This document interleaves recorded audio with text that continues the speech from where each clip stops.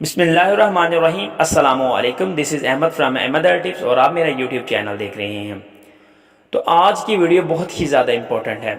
एक क्वेश्चन था कि बच्चादानी का जो नॉर्मल साइज़ होता है वो कितना होता है, और एक औरत थी जिसका ये कहना था कि सर मेरा हमल नहीं ठहर रहा क्योंकि मेरी जो बच्चादानी की अंदरूनी वाल है वो थिन है, यानी कि पतली है। तो हम इसको प्रॉपरली समझेंगे कि अगर बच्चादानी की अंदरूनी वाल जो होती है, जिसको हम इंडोमेट्रियम लाइन बोलते हैं, इंडोमेट्रियम वाल बोलते हैं, अगर वो इंडोमेट्रियम जो है वो पतली हो तो उससे हमल क्यों नहीं ठहरता, इसकी एक बड़ी वजह जो है वो आज की इस वीडियो में हम प्रॉपरली डिस्कस करेंगे। वीडियो बहुत ही ज़्यादा इंपॉर्टेंट है, ख़ास वीडियो है, आपने वीडियो को स्किप नहीं करना। इंशाअल्लाह अज़्ज़ा वजल आपको प्रॉपरली इसकी समझ आ जाएगी। और उसके अलावा अगर आप हमारे चैनल को पहली दफ़ा देख रहे हैं, हम पहली दफ़ा हमारे साथ जुड़े हैं, तो नेक्स्ट हमारी ऐसी वीडियोस देखने के लिए नीचे दिया गया रेड कलर का बटन प्रेस करने के बाद बेल के आइकन को प्रेस कर लें ताकि इस तरह की नेक्स्ट वीडियो आप तक बआसानी पहुंच सके। तो चलते हैं वीडियो की तरफ। सबसे पहली बात, ये जो एक हार्मोन होता है जिसका नाम एस्ट्रोजन है, ये एस्ट्रोजन हार्मोन जो होता है ये एक बहुत ही ज़्यादा कारआमद हार्मोन है। ये जो बच्चादानी की अंदरूनी लाइन है, यानी कि जो दीवार है, वाल है, वो आहिस्ता आहिस्ता इस हार्मोन की वजह से मोटाई पकड़ती है।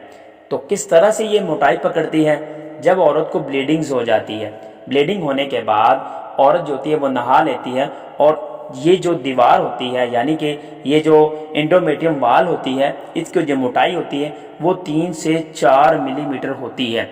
और पीरियड्स के 14वें दिन तक ये जो अंडा खारिज होने वाला होता है, जब ओवरी से अंडा खारिज होता है तो इसकी जो मोटाई होती है वो बढ़ना शुरू हो जाती है। असल में ये मोटाई बढ़ती क्यों है, इसकी वजह क्या होती है? क्योंकि ये जो बच्चादानी की वाल होती है ये एक बहुत ही ज़्यादा अहम रोल प्ले करती है हमल ठहराने में।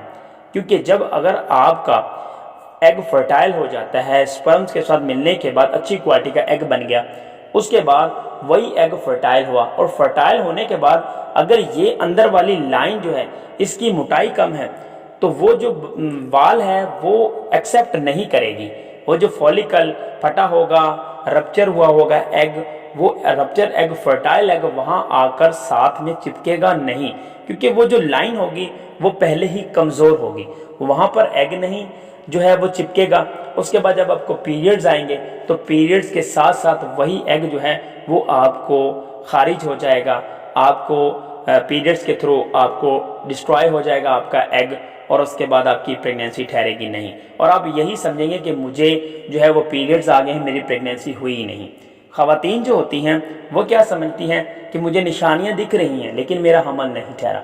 उसकी सबसे बड़ी वजह यही होती है, एग तो फर्टाइल हो रहा है लेकिन बच्चादानी की जो वाल होती है वो कमज़ोर होती हैं। पहले इसका साइज जो होता है वो 3 से 4 मिलीमीटर होता है, जब पीरियड्स के 14वें दिन के अंदर अंदर इसकी मोटाई जो होती है वो 7 से 14 मिलीमीटर तक पहुंचती है। तो ये एक नॉर्मल बच्चादानी की अंदरूनी जो तय होती है, जिसको हम इंडोमेट्रियम कहते हैं, ये एक नॉर्मल साइज होता है।